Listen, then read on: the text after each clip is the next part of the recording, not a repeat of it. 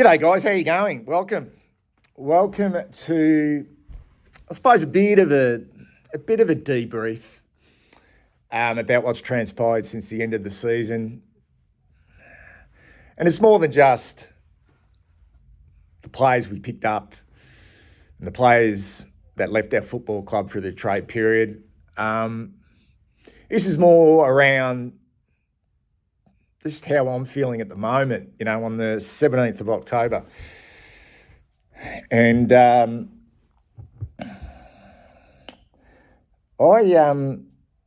been asked to smile a little bit more in my videos, so I can smile.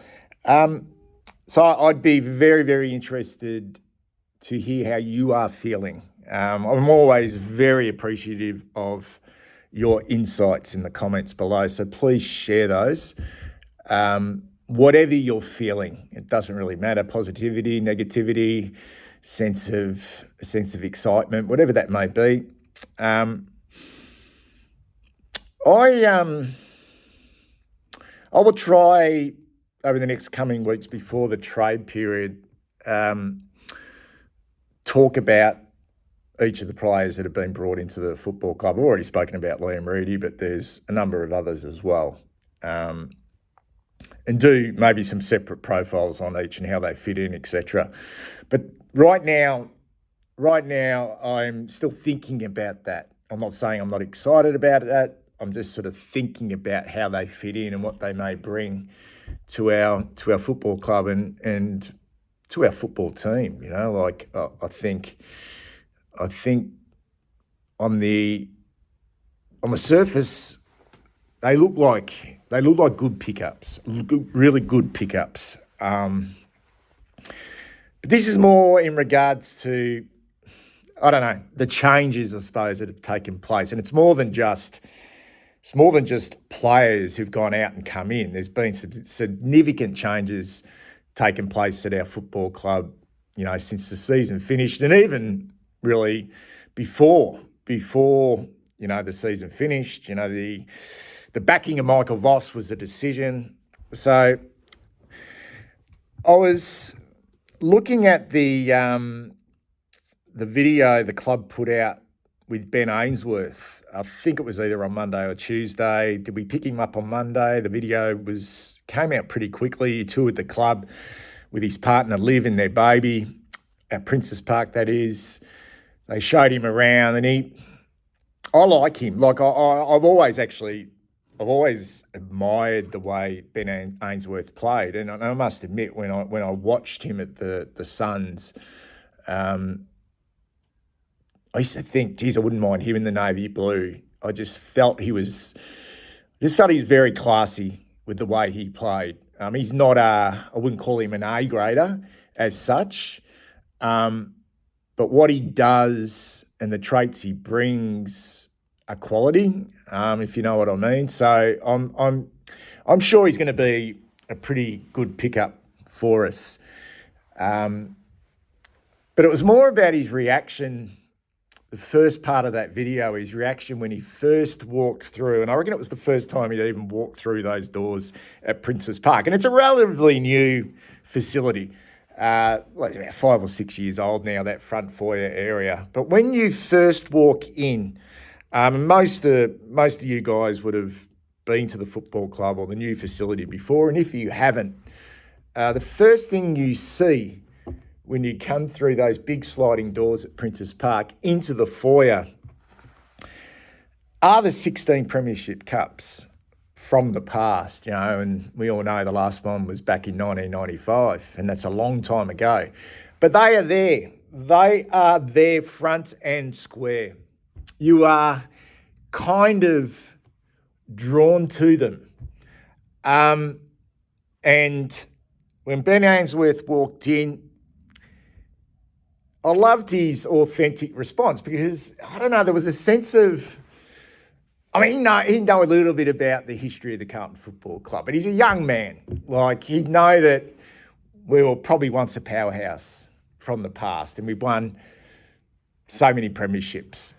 And he's come from a club which is relatively new and really would have empty trophy cabinets. Like there'd be nothing of that type of stuff at the Gold Coast Suns. So when he walked in, it was almost like he said hello to the lady on the desk, and then he looked at the Premiership Cups because he was drawn to them. And I loved his sort of reaction. He said, bit of silverware there, Liv, and Liv is his partner. They were there with their baby. I can't sort of pick up whether he said, then he looked and he said, gee, that'll be nice. That'd be nice. And then he turned around, he looked at his partner, Liv, and said, very cool. Very cool. Now, he's just left the football club, right? He's just left the football club, the Gold Coast Suns, who look like they're on the move. You know, they look like they're on the move. And I'm not quite sure exactly the reasons why, whether he was kind of pushed out of the club, but he may have had a choice to remain at the Gold Coast Suns. And you would think, just based on maybe talent and what Gold Coast produced this year, that he was probably, if he stayed, he was a lot closer to grabbing one of those premierships than he is right now coming to the Carlton Football Club. That's just thinking about it. So that's just one thought there. But to me, what it is, apart from Ben Ainsworth's reaction to those 16 cups, is they are, one, the first thing you see when you go into the football club, when you walk through those doors. They're not hidden. They're not down the back. They're not in another room. They're not pushed to the side. They are there. And it is, for all of us, including someone like Ben Ainsworth, but more particularly for us, a stark reminder of how long it has been. And what this club was before in a completely different era than what it is now. And finally, it's also a reminder that winning for me, winning a premiership, and I think winning for the football club, and the fact that they are there, the first thing you see, it's really the only thing that should matter is winning a premiership. The Premiership Cup, that's the only thing that fucking matters. That's why they're there. That's why they are paraded. Now, if a player is going to be, any player, whether they're young, old, experienced, whatever that may be, going to be spooked by that, then they're probably not fit to be at the Carlton Football Club, or any club for that matter. Now, I don't have a problem at all with those cups being there as a reminder of the past. Because what it says to me is they're the only thing that matter, guys. The Premiership Cup, that's what we are striving for. And while we sit here after the trade period and we hear shit like, we won the trade period, or look what we did, and we've beaten our chest, and I'm not just talking about us, I'm just talking about it in general. And you hear the constant banter between us now and St Kilda and now Sydney, given who's gone there. And you even hear things about Geelong. They didn't pick up anyone. Geelong, like fucking about time he didn't pick up anyone. It doesn't really mean anything, does it? Because the only true winners out of any season are the team that win the premiership, and that was the Brisbane Lions this year. And the way I see it now is everyone from now on, and some will be further back than others, is starting again in preparation for 2026. And I must say, when I think about that, and I think about the constant banter now going on between DeConning and Silvani at St Kilda and Charlie now at the Sydney Swans, I think about the Judd deal, really. I think about it, and that is in the past, but The only way I value that Judd deal is, and people will say he was fantastic for our football club, which he was. He was a great player. Won Brownlow medals, won a Brownlow medal, best and fairest, made us a little bit more relevant. But the Eagles were the winners in the end, weren't they, when they won that premiership in 2018 with Josh Kennedy in their team? That's what it's about, really. It's not the beating of the chest about look at us, look who we've got.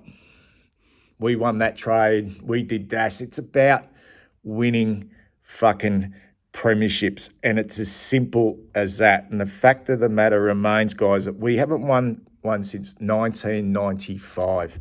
But that needs to now be the sole focus. The sole focus of this football club is to win a premiership. And I know that might sound pretty simplistic, but I think we have not made great decisions at this football club for such a long time in pursuit of that.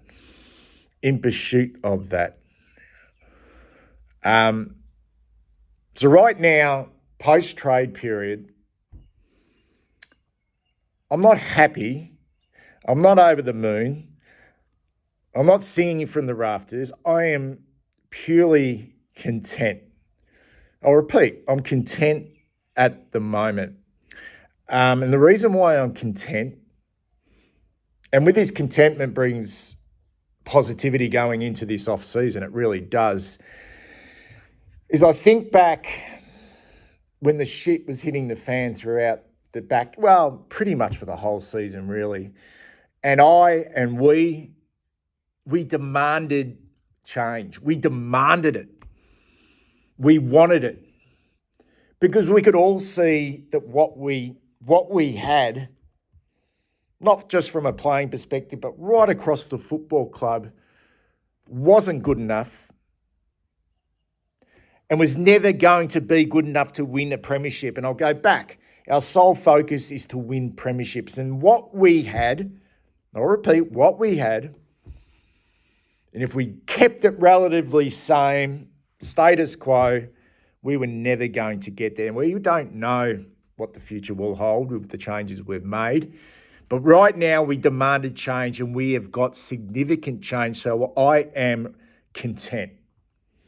So for that, I do feel a sense of positivity leading into the start of next year, leading into the trade period. And I am fascinated, intrigued, excited about what all these new people, appointments, players are going to bring. I really am. So when we backed Voss, it needed to be then a really strong overhaul of the list. And I feel like it's been a strong overhaul of the list. I didn't predict it really to be this big. I didn't. I felt like it was the right decisions, and time will tell. And, I feel like once Charlie Curnow had made the decision to leave, that I think the club thought, here's an opportunity. Here's an opportunity to not start again, but to, and I know the buzzword at the moment is reset. And I think that's actually a really good word, to reset. And the same with Tom De Koning and Jack Silvani. So it was an overhaul of the list, but it's been more than that as well. It's been more than just an overhaul of the list. There's been significant changes off-field as well. I've always said when we finally win a flag, and I don't even know if that's going to happen in my lifetime. I really don't. And not just win a flag, but have, I suppose, a semblance of sustained success, similar to Geelong, Richmond, Hawthorn, Brisbane of previous years. I've always said we will, when that time comes, like the Richmonds did, Brendan Gale and those appointments that they brought in at that time, Damien Hardwick and the players, we will look back as supporters. We will look back and we'll say, remember those decisions the club made. those key appointments off field, the coaching changes, the players going out, the ones we decided to push out, the ones that we were happy to go to get draft picks in, other players in, players coming in that really wanted to be at the football club. We'll look at that. And we'll be saying, hopefully, about the changes we've made. Maybe not all of them. Probably not all of them. Maybe just some of them. We'll be saying, hopefully, that it was these decisions that changed, it galvanised this football club of ours. And that's my feeling at the moment. I've gone back to that we've done what we wanted. It had to happen. But, here's the but. And you look at my thumbnail, pretty plain, pretty simple. We've got the changes. We wanted the changes. We got them in bucket loads. Time will tell whether these changes will essentially deliver us a premiership. And I think when you kind of reset like we are, it does bring me not necessarily closer to the football club, but I go in to the season with more positivity and more interest and more intrigue and more excitement. So let's just have a look, guys, at the fucking changes that have been made. You know, and it actually goes back 12 months. Like, it's just not been over the last 3 or 4 weeks. I mean, we go right back to Rob Innes coming in as a high-performance manager, replacing Andrew Russell, the fruits of his labour. Hard to measure the last 12 months since Andrew Russell went out. We'll get an indication of that, I reckon, in regards to our player fitness and injuries, etc. Whether that's been a good appointment or not. Robert Priestley, new president taking over from Luke Sayers. I think the two biggest ones. And I'm very, very confident in the appointments of both Graham Wright, who replaced Brian Cook, and also Chris Davies, who replaced Brad Lloyd. New coaches coming in to support Michael Voss, Josh Fraser, Lee Adams, Damien Truslove. They don't appear to be big names. Okay, who knows? They replace Luke Power, Aaron Hamill, Tom Lonigan, Aaron Greaves. There's significant changes. And then all the outs from a player perspective. Tom DeConning, Jack Silvani, Charlie Curnow, Corey Durden, gone from the football club, will play at other teams in 2026. Sam Doherty retires, Orazio Fantasia, Harry Lemmy and Alex Chincotta, all delisted. And in Liam Reedy, Campbell Chesser, Ben Ainsworth, Will Hayward and Ollie Florent. On paper, it looks okay. And then even now, we wait on the final decisions based around our list and the uncertainty about these players. And will the decisions that we make about these guys project us forward over the coming season? So I'll put a video out about Elijah Hollins and his predicament. Didn't get picked up by a club. We haven't heard anything yet. Who knows what's going to take place? Will that decision made, if we do decide to keep him, will that end up being a positive? The same with Mitch McGovern. Hasn't got a contract. Will not picking up, which is disappointing for a lot of people, not picking up Buka Kamas. But it may be a blessing in disguise for Mitch McGovern, who could. We don't know if they offer him a 1-year contract. He could come out next year and have the best career or the best season of his career. He could. We don't know that. Will White, Flynn Young, Harry Charlson and Rob Monaghan, the other players without a contract. And then we've got the draft. I mean, and a very, very strong draft hand coming up. And there's no doubt 100% that Harry Dean, father and son, will be at our football club next year, and also NGA product Jack Ison, who I really rate. They are two guaranteed 18-year-olds who will be playing at our football club, whether it's senior football next year or in the VFL. He'll be at our club, and then another number of other, whether they're mature age, draft pickups, or 18-year-olds, we're just going to have to wait and see. So, in finishing off, I am positive. I am content because the club have done exactly what we wanted from a fan point of view. We demanded it. And I think on another level, I think the club has understood that what they had or what we had wasn't good enough, and it was never going to be good enough.